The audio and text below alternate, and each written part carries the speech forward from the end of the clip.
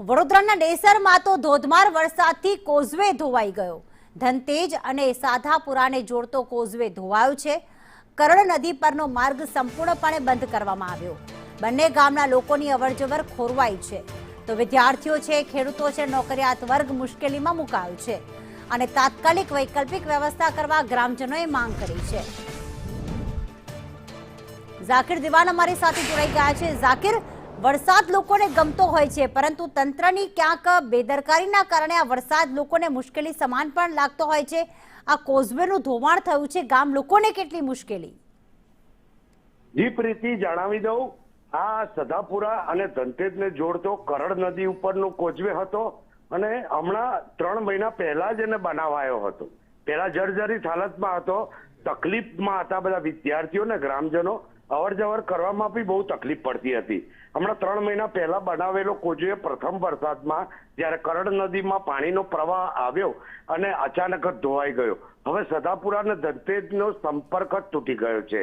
આ બાબતે ગ્રામજનો અને વિદ્યાર્થીઓ ઘણી મુશ્કેલીમાં મુકાઈ ગયા છે। એક બાજુ ચોમાસાની ખુશી છે, જ્યારે ખેડૂતો ખુશી વ્યક્ત કરી રહ્યા છે કે પ્રથમ જ વરસાદ શુભ શરૂઆત સારી થઈ છે, ત્યારે આ કોઝવે ધોવાયો એ બાજુનું એમને ટેન્શન ભરાયું છે। જી પ્રીતિ, બિલકુલ ઝાકીર, 3 મહિના પહેલા કોઝવે બનાવવામાં આવ્યો અને કોઝવે એક જ વરસાદમાં તેનું ધોવાણ થઈ ગયું છે।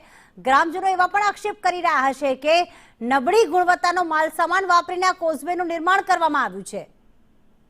જી પ્રીતિ, એમ જ જણાવે છે બધા કે આ કેવી રીતે કામ, કેવી ગુણવત્તાવાળું મટીરિયલ વાપર્યું છે કે 3 જ મહિનામાં ધોવાઈ જાય।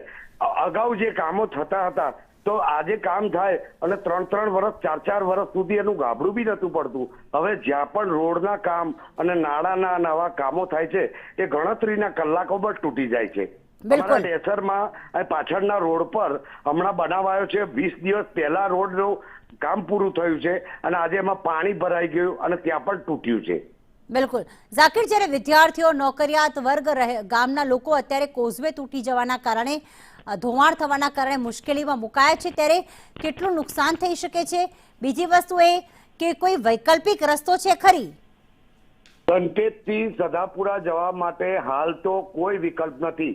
જ્યારે કરણ નદીમાં પાણી ઉતરે તો જ જઈ શકાય અને બીજું કંઈક વૈકલ્પિક વ્યવસ્થામાં તાત્કાલિક ધોરણે ત્યાં થેલીઓ ભરીને અને રેતી મસાલાનું કામ અંદર નાખીને ચલાવે તો જ જવાય એવું છે।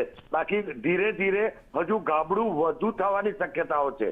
હું સ્થળ પર પહોંચી રહ્યો છું, 15 મિનિટમાં જ સ્થળ પર પહોંચીશ અને બતાવવાના પ્રયત્નો કરીશ। પ્રીતિ, બિલકુલ ઝાકીર, વધુ અપડેટ માટે આપના સંપર્કમાં રહીશું। વરસાદી માહોલ જામ્યો, પરંતુ ગામ લોકોની અહીંયા પ્રથમ વરસાદે જ મુશ્કેલીઓ વધી ગઈ।